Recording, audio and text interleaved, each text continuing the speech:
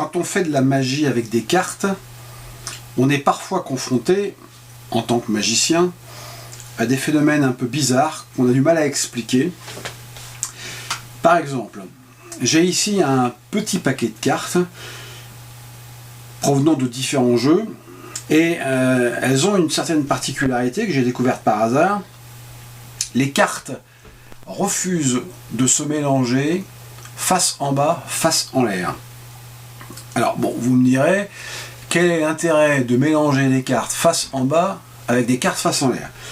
Le problème n'est pas là, c'est le phénomène en soi qui est intéressant. Et ça m'a amené à faire une comparaison avec ceux qui font la cuisine comprendront, avec l'huile et l'eau. On peut apparemment les mélanger, ça crée ce qu'on appelle une émulsion, sauf que si on laisse les deux liquides reposer, ils vont à nouveau se séparer. Et là, c'est exactement ce qui se passe avec ces cartes. Alors, laissez-moi vous faire une démonstration. J'ai ici donc des cartes. On va dire par exemple que c'est l'eau. Donc j'ai plusieurs cartes qui ont un dos identique et qui sont là pour symboliser l'eau, tandis que les faces vont symboliser l'huile. Alors les faces sont également identiques. Ce sont tous des sets de piques qui proviennent donc de jeux différents, comme je l'ai dit. Et si on essaye, par exemple, de mélanger donc les faces avec les dos, par exemple, donc l'huile avec l'eau, comme ceci, donc l'huile avec l'eau, l'huile avec l'eau, l'huile avec l'eau, on a l'impression, quand on étale les cartes, que le mélange est effectif, c'est-à-dire qu'on a une alternance de cartes face en l'air et face en bas. Sauf que si on sépare les cartes et qu'on laisse le temps faire son œuvre, on s'aperçoit que, en fait, les cartes ont déjà commencé à se séparer. Dans ce paquet, je n'ai plus qu'une seule carte face en bas. Et regardez maintenant, je n'ai plus que des cartes face en l'air. Alors, forcément, si je n'ai plus que des cartes face en l'air ici, je n'ai plus que des cartes face en bas ici. Alors, phénomène intéressant, et ô combien inexplicable, et j'ai réfléchi. Et je me suis dit, mais en fin de compte, apparemment, les cartes fonctionnent par paire. Que se passe-t-il si j'élimine une carte de son paquet et que je la mets à l'écart? Comme ceci.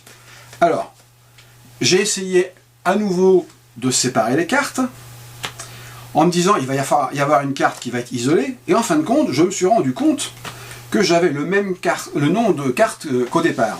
C'est-à-dire que, malgré que j'ai enlevé une carte, il semble qu'elle était revenue dans le paquet, et c'est effectivement ce qui s'est passé. Quand on sépare ces cartes-là, elles veulent à tout prix se regrouper. Alors, à nouveau, j'ai une apparence, je dis bien, de cartes qui sont alternées. En fait, il n'en est rien, car si on laisse reposer un petit peu, on s'aperçoit que le phénomène se passe à nouveau, c'est-à-dire que dans ce paquet-là, j'ai des cartes qui sont face en l'air, qui disparaissent progressivement pour laisser la place à des cartes uniquement face en bas.